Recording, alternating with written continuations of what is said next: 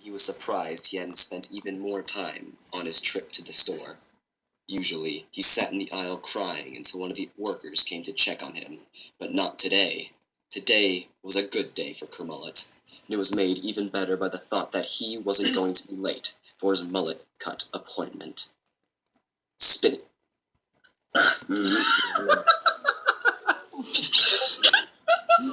Oh man, this is good. We're so good. Please continue. Spinning on his froggy feet, Kermullet headed in the direction of his favorite barber shop. Really, it was the only barber shop that would even think about cutting the strange hair of a frog, but he didn't mind. It was still his favorite, and it was going to stay that way. While the shop wasn't that far away from the Walmart, Kermullet decided that he could still practice his dancing on the way there. It may not look it, but he was an excellent modern dancer. Of course, if he was going to do that, he needed music. Considering he couldn't use headphones, frogs had no outside ears. It was truly a travesty. He decided he had to play it off of his phone. Turning up the music on his phone as loud as it could go, Kermullet felt like it wasn't enough. It just wasn't great enough. It surely couldn't match up to the smooth, froggy moves he was about to throw down. Clearing his stubby throat, he hummed a quick tune before breaking into his opening stance. He hadn't written the choreography for this dance, necessarily, but rather had based it on his favorite movie franchise, High School Musical. His favorite was High School Musical 2. Giving one last hum to himself, Kermullet began to belt the lyrics of his favorite High School Musical tune. Waiting on Karunk for the lyrics. Oh my god. For real? Fine. You're doing so good. I can't believe you won't sing it. Okay. Can't believe I get to sing with the master that is Sinai. Hey, just... Alright, I'm ready. Everybody's always talking at me. Everybody's trying to get in my head. I want to listen to my own heart talking. I need to count on myself instead. As his screeches filled the still air, Kermullet ran down the sidewalk, his hops and leaps outdoing only the talents of Zac Efron, his favorite human actor. He was convinced of some sort. The heads of the strangers living in the homes poked their heads out, their eyes wide and staring directly at Kermullet. He didn't mind, really. It just meant that he really did need a haircut, considering this was the best performance of his routine he had given in quite some time. You ever... Kermullet struck a pose, his eyes cast down to the sidewalk, and his hands dramatically gripping his nearly perfect hair. Get yourself to get what you want. He lowered his voice, matching the tune that he had memorized after hours of rewatching all of the High School Musical films. Did you ever... Kermullet changed his pose, sticking his gangly arms in the air, allowing his boneless hands to flop dramatically.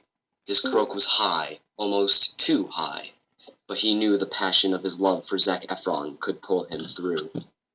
Get on a ride that wanna get off. Kermullet continued on down the sidewalk, taking occasional chances to pause and break into dramatic poses, Beyoncé to shame. After his performance, Kermullet struck one final pose, falling to the ground and belting a long, and quite impressive, croak to the sky. Expecting a sea of applause to erupt, he was disappointed to find that he was met with silence. Well, there was some noise, but to Kermullet it sounded like the faraway screech of a beluga whale. They didn't live near the ocean, so he ignored it and stood, finding himself in front of the shop. Finally, he thought, my favorite part of the day is here. Glancing down at his fly phone, he checked the time, 12:45 p.m. Considering he had sprinted screeching down the sidewalk, Kermullet decided this was acceptable and made his way into the shop. Hopping inside, Kermullet gave up a froggy grin for the name of the shop, which he thought was quite clever. It was called Allow Me to Mullet Over, a name that Kermullet himself had submitted when the shop had first opened. He thought it was quite clever, and was proud enough to leap over a double-decker sundae when he had heard it was chosen. It was a good moment for him, and was part of the reason why he loved this place so much. Well, that, and the flavored waters they handed out for free. Same. Walking up to the receptionist, he croaked loudly, forcing her to lean over the desk and see that yes, Kermullet had arrived. arrived. While her eyes rolled, he didn't really notice, too interested in the new flavors of water they had acquired during the week. Not noticing anything particularly froggy-friendly, he frowned, picking up his usual flavor of grape. He didn't know why, but he loved grapes, even if the water left a funny tingle in his stomach after he drank it. Sitting down in the lone chair in the waiting area, Kermullet looked around, straightening his jacket as he did so. He hoped he didn't look too overdressed, knowing that he would get strange looks if he stuck out too much. It didn't usually happen, but he never knew what could pop out at him. Noticing a lone coloring book and pack of crayons lying on the table in front of him, he moved closer to see what theme it could possibly be. It turned out to be marine-themed, which wasn't his favorite, but as coloring was one of his pastimes, he let it go. Kermullet colored for quite some time, turning a whale into a vampire, and color-coding a pack of fish to spell flyman in their scales. He put hearts around this one, and even signed it so anyone looking in the book could know who designed it, and who loved flyman the most. He just hoped one of the gremlins would usually read them, took his love away from him. Who usually read them. Whoops. Finally, after what felt like forever for our Frogger, Kermullet was called by his barber. He had never actually learned the man's name, only referring to him as the barber, in his mind, but he still liked the man.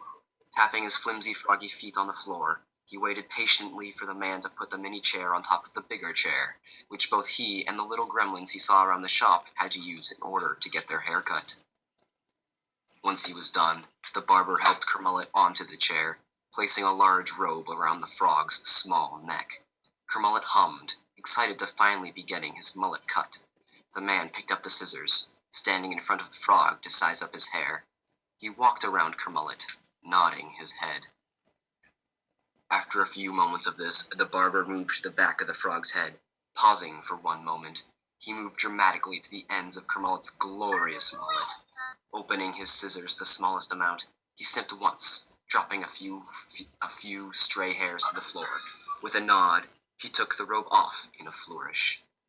Kermullet jumped up, spinning around in another impression of the ghosts off of Ghostbusters, and was happily satisfied with the job the barber had done. He gave a frogorific laugh, nodding to the man, who nodded back, and headed to the door, pausing only to give the receptionist a handful of dried cranberries. That was the biggest tip he had given in months, and he was satisfied to give it. Hopping home, Kermullet decided that he had had a wonderful day, and that it had truly lived up to its potential. Really, it had gone exactly to plan. Croaking in joy, he decided to spin all the way home.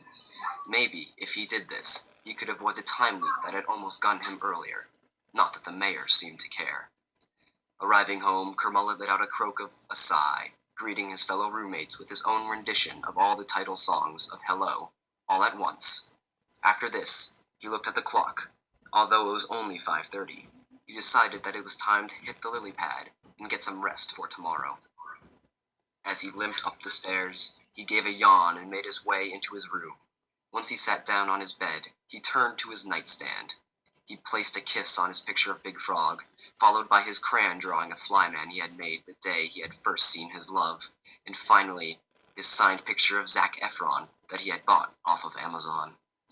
Laying down, Kermullet gave one final screech before shutting off his light, leaving the curtains open to give him the solar energy he knew he needed to wake up the next day. As he drifted off to sleep, only one word came to his mind. Frogalicious. I think I may be in love with you right now, so accept responsibility for this. I owe you my life. I love you so much. Zebra! Krunk, please. Oh, hey guys, I want to die. Oh my god. Deb, girl, homegirl, baby, what's up? I hope you liked it. That's my legendary fan fiction. Hey. Yeah, I know, Night Vale. I was thinking Night Vale the whole time. I don't know if Night Vale.